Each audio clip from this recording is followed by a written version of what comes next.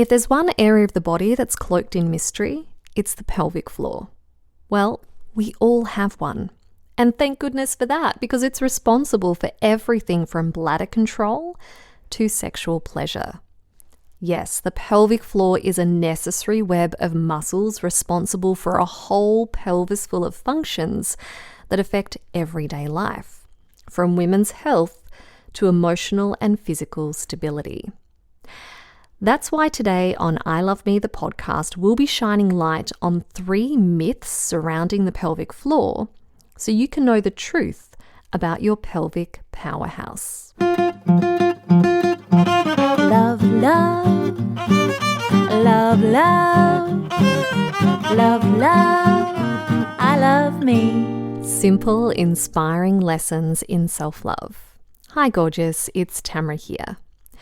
With Women's Health Week almost upon us, I wanted to dedicate today's episode to a part of the body that is often misunderstood and unfortunately often misrepresented: the pelvic floor.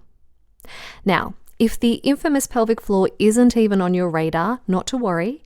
Let this episode invite you into a new relationship with this powerful web of muscles. If, on the other hand, you are aware of your pelvic floor, but it's not working so well, if you're experiencing a problem such as incontinence or lower back pain, I invite you to let this episode dispel the myths you've come to believe so you can know the truth of what's really going on down there. Because there's a lot of information floating around the internet and even being taught to professionals that isn't helpful when it comes to looking after our pelvic floor. So, are you ready? Ready to learn the truth about your pelvic floor? Great. Then let's begin with the bony structure that is the pelvis. The pelvis is literally the foundation of our body. It's what everything else extends out from. The pelvis is responsible for how balanced and stable we feel in both our physical body and in our emotions. Inside the pelvis is where we find the pelvic floor, a group of 16 muscles that are weaved together to form a diamond-shaped structure that has 3 holes in a woman, 1 for the vagina, 1 for the urethra, and 1 for the rectum, and 2 holes for a man. In a healthy body, these layers of muscles work seamlessly together like an incredibly strong trampoline that stretches from the pubic bone to the tailbone, so from the front to the back of the pelvis, and from one sitting bone to the other, so from one side to the other. The pelvic floor is like a diamond shape between these bony structures. Now, did you notice me mention 16 muscles?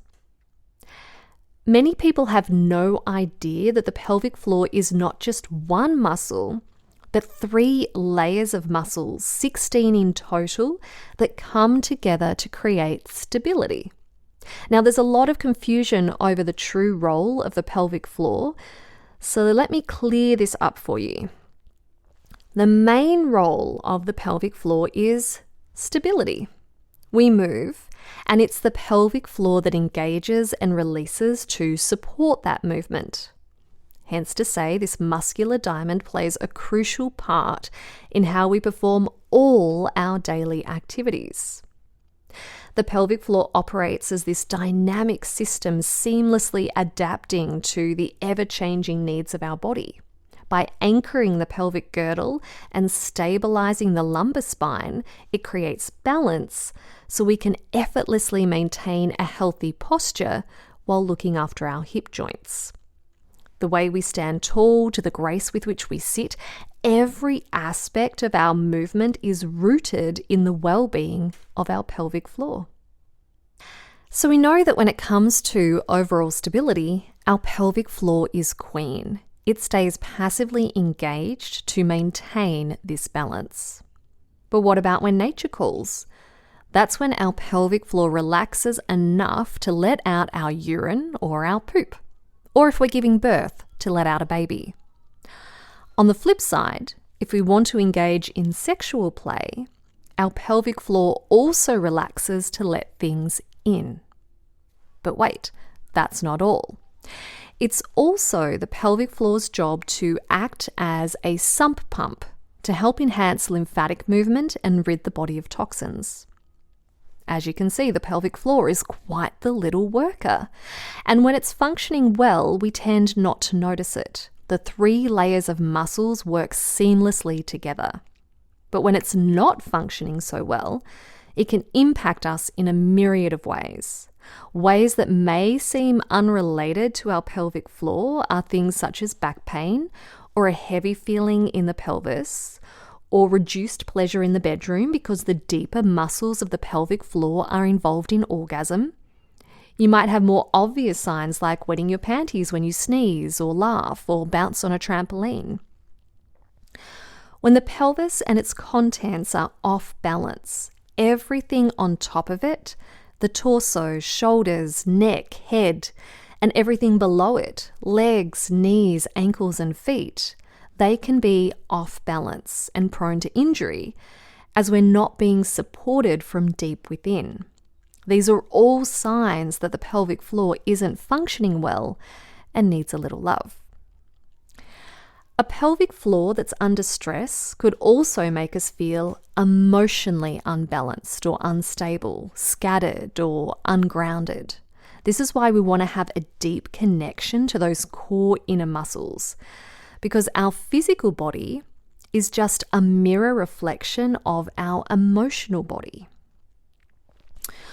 Okay, so we know this area of the body is important. Let's get to know the pelvic floor a little better by dispelling some of the common myths you may have heard in your pelvic travels. The first being this: the pelvic floor is a floor at the base of the pelvis. Well, with a name like pelvic floor, this would make sense, right? But this is only true if a woman is not standing in her natural anatomical alignment.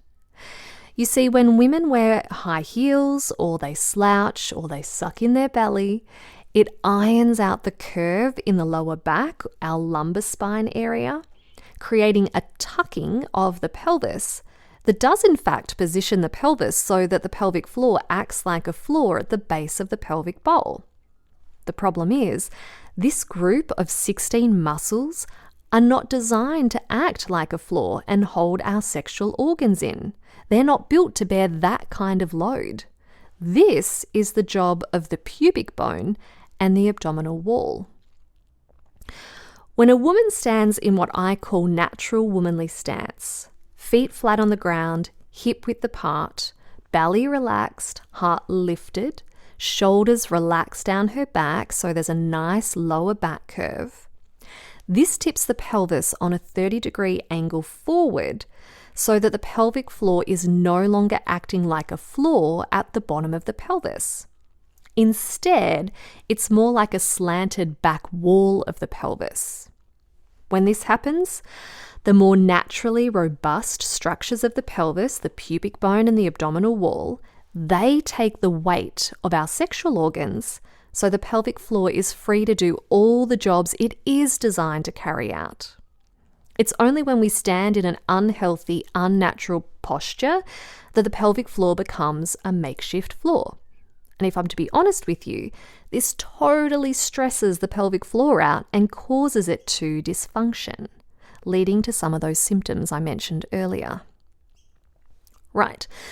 So we don't want our pelvic floor acting like a floor because we want it to be free to do its other important work. Let's now look at myth 2. A healthy pelvic floor is rock hard. There is a big misconception that the pelvic floor needs to be strong enough to hold the pelvic organs in, that we need to have a pelvic floor of steel, so to speak. Yet, as we just discussed, it's not the pelvic floor's job to hold organs inside the pelvis. No amount of strengthening these muscles is going to make it strong enough to hold your organs inside if you're tucking your tailbone and losing that all-important 30-degree angle of the pelvis. Organs begin to shift out of place, what we call prolapse, when the ligaments above become weak and stretched and the walls of the vaginal canal become weak. Therefore, Kegel-style exercises taught in a way that only focuses on strengthening the pelvic floor without focusing on releasing tension, they really don't do much. They're essentially just cinching in at the bottom of the pelvis to try to hold things in, as opposed to working with the actual ligaments, muscles, and tissues that are responsible for holding our organs up. Any exercise practice that only focuses on the pelvic floor to hold sexual organs inside demonstrates a misunderstanding of its role within the pelvis. It's exercises like Kegels, which are often taught incorrectly, even by people we regard as experts, that also create a lot of tension. As with any strength building practice, there needs to be an equal focus on the release as much as on the squeeze. And I'll go into more detail on the difference between tension and strength in next week's episode. So, a healthy pelvic floor is one that is toned, yes, absolutely, but also supple and elastic. Think of a trampoline. It's strong, but stretches. It needs to have that give so that it can birth babies. If it's tight, if you have an overactive pelvic floor, known as a hypertonic pelvic floor, it means there's a lack of relaxation in those muscles, and this actually creates weakness in the adjoining muscles and tissues.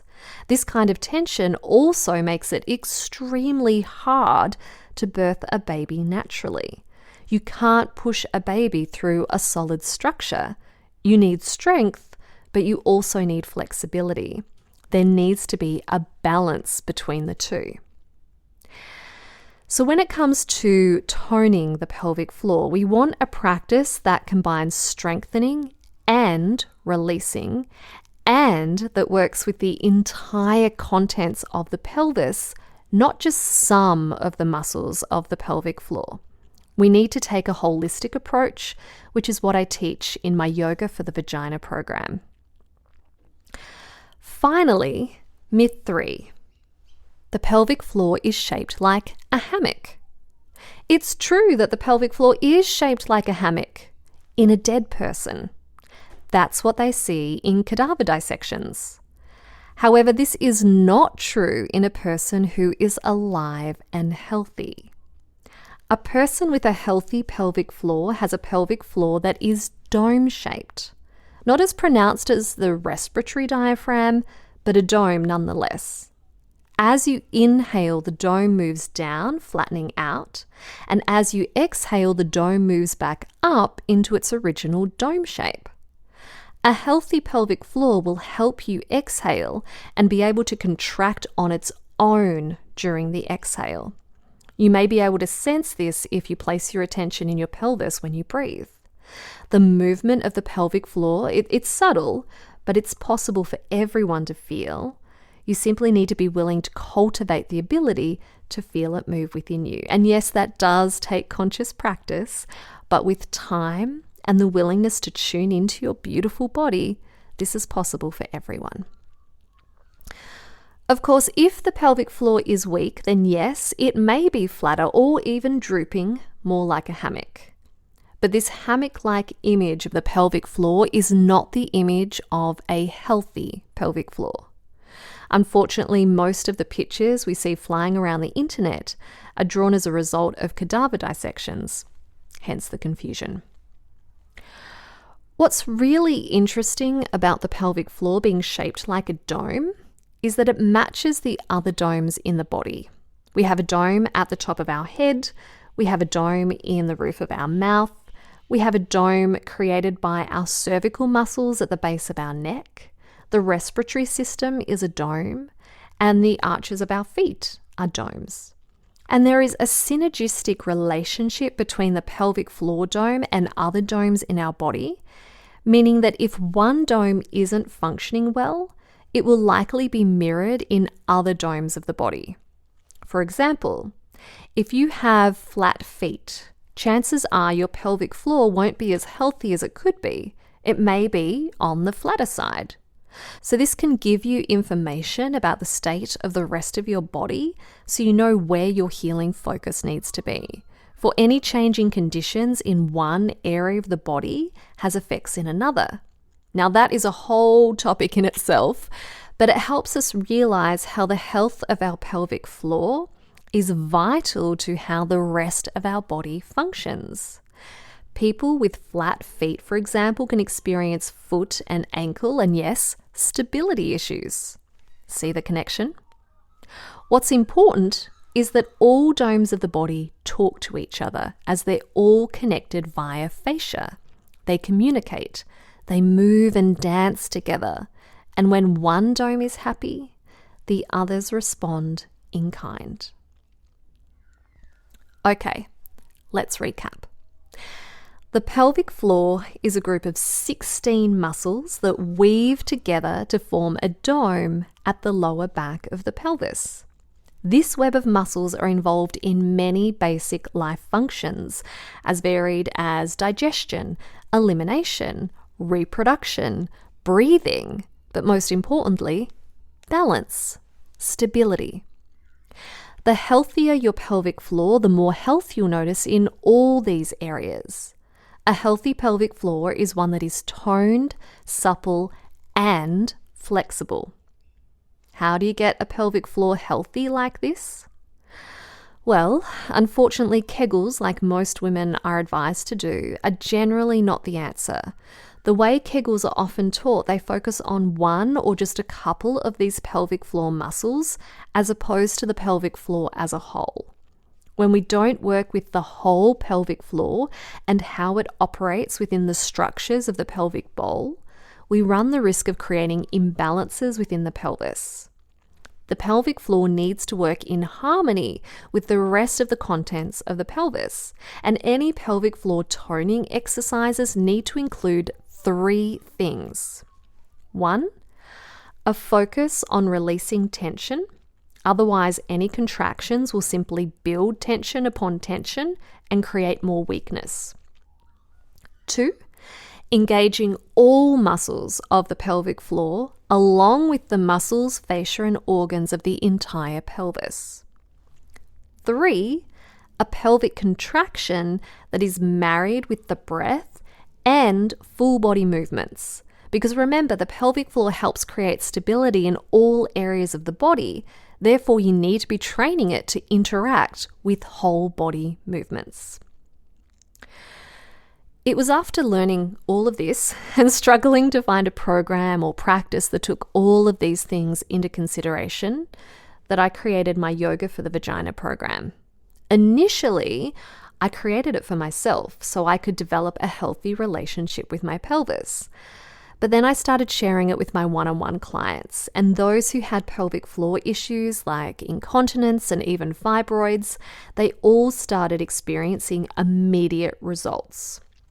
And so I developed it into its own program for women wanting to heal pelvic health issues, get connected to their lady parts, and awaken the tissues so they could feel more.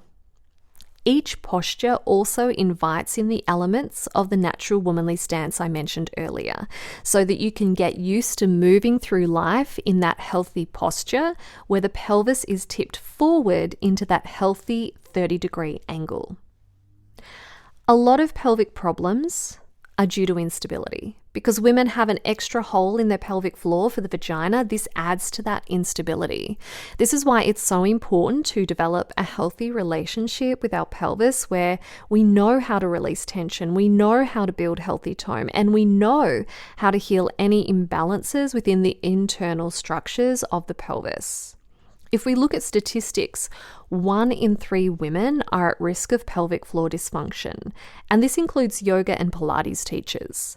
Research has shown that it's often more common for yoga and Pilates teachers to have pelvic floor issues due to the drawing down of the tailbone in postures and the tighten approach without a focus on restoring length in the pelvic floor and letting go. There's so much I could say about the pelvic floor, But for today, I'll leave it there so you can take some time to ruminate over what I've shared. Then next week, we'll go a little deeper so you can learn the difference between a strong pelvic floor and a weak pelvic floor. And you may just be surprised how a weak pelvic floor can often masquerade as a strong pelvic floor. Until then, enjoy moving with your pelvic floor. And if you're loving what I'm sharing on I Love Me, the podcast, and want to dive deeper into all things to do with the pelvis, then head over to my sister site, yogaforthevagina.com, and sign up for your free Yoga for the Vagina starter sequence. You'll receive not only a practice you can start on straight away, but a whole heap of support material on how to care for your most womanly parts. And if you do decide to enroll in my Yoga for the Vagina program, please know that a percentage of profits go to planting trees, so together we can re-robe Mother Earth.